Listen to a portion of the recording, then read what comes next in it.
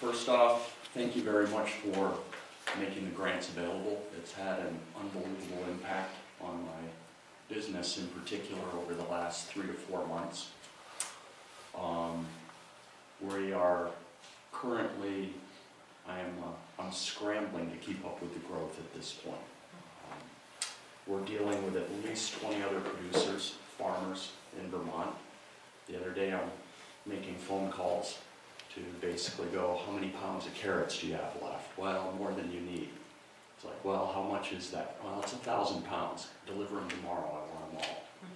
We're really, the grant has allowed me to prepare to be able to really grow and escalate my business effectively when soup season starts in September. And so in September we started purchasing things like a commercial peeler. So effectively, where it would take 2 employees a couple of hours to manually peel potatoes, we're now cranking out 100 pounds of potatoes in 10 minutes.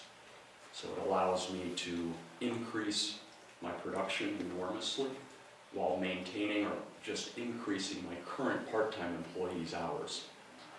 We recently had an opportunity to do a pop-up restaurant / cafe at the Vermont College of Fine Arts. That's allowed me to add another market venue. We could absorb the increase in production very, very easily. And so effectively, I was just running through my numbers. Last year alone, my gross receipts were up 15%. If I continue on my current trajectory for the beginning of this year, I'm probably looking at a 50% increase in my gross receipts. We're going to go from roughly 2 to 3 full-time equivalent employees. I'm probably looking at 9 or 10 this year. And that's not including my wife and I, and we both work full-time for the business. So also a really interesting, I guess, consequence that's coming out of this is that I work out in the Mad River Food Hub. I've gone from roughly 1 day a week production.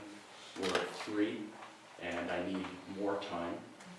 So we're at the verge. I'm discussing a collaboration with another tenant at the Food Hub, the Vermont Bean Crafters. He's on a similar growth trajectory that I'm on right now.